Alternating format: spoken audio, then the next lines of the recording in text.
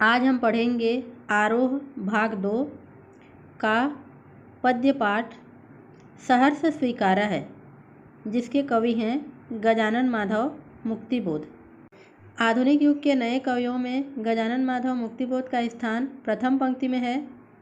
जीवन में उनकी अद्भुत सहनशीलता एवं रचनाओं में उत्कृष्ट कोटि की सृजनशीलता अत्यंत प्रशंसनीय है। मुक्तिबोध की कविताओं में संपूर्ण परिवेश के बीच अपने आप को खोजने और पाने की ही नहीं, संपूर्ण परिवेश के साथ अपने आप को बदलने की प्रक्रिया का चित्रण मिलता है। उनकी कविता आधुनिक जागरूक व्यक्ति के आत्मसंघर्ष की कविता है। मुक्तिबोध मानवीय मूल्यों के लिए सदैव ही संघर्षरत रहे। यह कविता सहर्ष स्वीकारा है भूरी भूरी खाक नामक कविता संग्रह से लिया गया है। एक होता है स्वीकार करना और दूसरा होता है सहर्ष स्वीकार करना, यानी खुशी खुशी स्वीकार कर लेना। यह कविता जीवन के सुख दुख, संघर्ष अवसाद, उठा पटक आदि को सम्यक भाव से स्वीकार करने की प्रेरणा देती है। साथ ही हमें जीवन के अर्थात प्रेरणा के उस मूल तत्व तक भी ले जाती है। अब हम पाठ शुरू करते हैं। जिंदगी में जो कुछ है, जो भी है, सहर्ष स्वीकारा है, इसलिए कि जो कुछ भी मेरा है वह तुम्हें प्यारा है।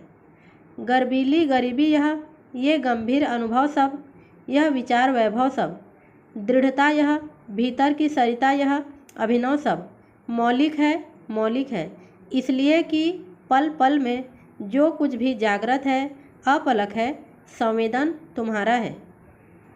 सहर्ष स्वीकारा है पाठ के शीर्षक से ही स्पष्ट है कि कवि ने सब कुछ खुशी खुशी स्वीकार किया है। सब कुछ का अर्थ है जीवन में उन्हें जो भी मिला, सुख मिला, दुख मिला, हर्ष मिला, विषाद मिला, अर्थात वे जीवन के सुख दुख, लाभ हानि, जय पराजय, अमीरी गरीबी, हर्ष विषाद, यश अपयश, सभी खट्टे मीठे अनुभवों को सहर्ष अर्थात खुशी खुशी प्रसन्नता पूर्वक स्वीकार किया है। अब हम प्रसंग देख लेते हैं।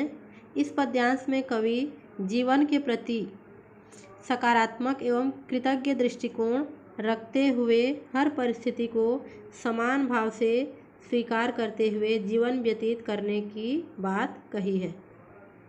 कवि अपने प्रियतमा को संबोधित करते हुए कहते हैं कि जिंदगी में जो कुछ है, जो भी है, सहर्ष स्वीकारा है, अर्थात मुझे अपने जीवन में जो कुछ भी मिला है, मैंने उसे खुशी खुशी स्वीकार किया है, अपना लिया है। अगला लाइन है, इसलिए कि जो कुछ भी मेरा है वह तुम्हें प्यारा है। इसलिए कि अर्थात क्योंकि मुझे जीवन में सुख दुख, लाभ हानि, यश अपयश, गरीबी अमीरी जो भी मिला है वह तुम्हें प्यारा है, इसलिए मैंने अपने जीवन के सभी अनुभवों को सहर्ष स्वीकार किया है। अगला लाइन है, गर्बीली गरीबी यह, ये गंभीर अनुभव सब, यह विचार वैभव सब। गर्बीली का अर्थ होता है गर्व से भरी हुई, अर्थात गर्बीली गरीबी। कवि कहते हैं कि मैंने अपने गरीबी के दिनों को भी गर्व से व्यतीत किया है, अर्थात अभिमान पूर्वक व्यतीत किया है। मुझे गरीब होने का कोई दुख, क्षोभ या पछतावा नहीं था। अगला लाइन है, ये गंभीर अनुभव सब, ये गंभीर अनुभव सब, अर्थात उन दिनों मुझे जीवन के गंभीर यथार्थ अनुभव प्राप्त हुए। यह विचार वैभव सब, दृढ़ता यह, उन गरीबी के दिनों में मेरे विचार दृढ़ एवं समृद्धशाली हुए। अगला लाइन है, भीतर की सरिता यह, अभिनव सब, मौलिक है। अभिनव का अर्थ होता है नयापन, मौलिक माने वास्तविकता, यथार्थता। भीतर की सरिता यह, अभिनव सब, मौलिक है। कवि आगे अपने प्रेमिका से कहते हैं कि मेरे हृदय में नवीन अनुभवों, विचारों और भावनाओं की जो नदी है वह वास्तविक है, उसमें किसी प्रकार की काल्पनिकता का भाव नहीं है। क्योंकि इसलिए कि अर्थात क्योंकि पल पल में जो कुछ भी जागृत है, अपलक है, संवेदन तुम्हारा है। क्योंकि मैं जीवन में सदा ही अपलक रहा हूँ, अर्थात कभी भी पलक नहीं झपकाया हूँ, सदैव चेतनायुक्त हूँ, चिंतनशील हूँ, स्वयं को जागृत अवस्था में ही रखा हूँ। और इन सब के पीछे तुम्हारी प्रेरणा का ही साथ है। अतः कवि कहते हैं कि तुम्हारी प्रेरणा के कारण ही मैं सदैव ही चेतनायुक्त एवं चिंतनशील अवस्था में रह सका हूँ। यहाँ पर हम देखेंगे भीतर की सरिता, अर्थात मेरे हृदय में जो भावनाओं की नदी बह रही है। यह अभिनव सब माने उसमें एक नयापन है, एक ताजगी है, कोई बनावटी या दिखावापन नहीं है। सभी मौलिक है अर्थात वास्तविकता है। अर्थात मेरे हृदय में जो भी भावनाएं उमड़ रही हैं, बह रही हैं, उसमें एक नयापन है, एक ताजगी है, एक वास्तविकता है। क्योंकि मैं जीवन के हर पल माने पल पल जीवन के हर पल में जागृत अवस्था में रहता हूँ और तुम्हें सदैव ही याद करता हूँ, अर्थात तुम्हारी प्रेरणा सदैव ही मेरा साथ देती रहती है, जिसके कारण मैं सदैव चिंतनशील और चेतना अवस्था में रहता हूँ। पूरा अर्थ को एक बार और देख लीजिए। कवि अपनी प्रियतमा को संबोधित करते हुए कहते हैं कि मेरे जीवन में जो कुछ भी है, अर्थात मुझे जीवन में जो कुछ भी प्राप्त हुआ है, सुख दुख लाभ हानि यश अपयश, उसे मैंने सहर्ष अर्थात खुशी खुशी स्वीकार कर लिया है।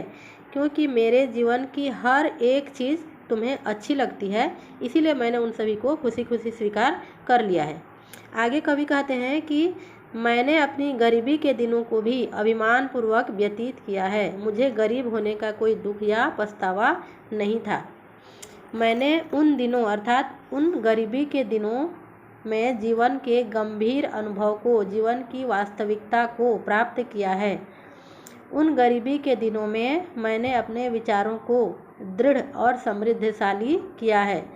आगे कवि कहते हैं कि मेरे हृदय में जो भावनाओं की नदी बह रही है, नए नए विचार उत्पन्न हो रहे हैं, वे सभी वास्तविक हैं।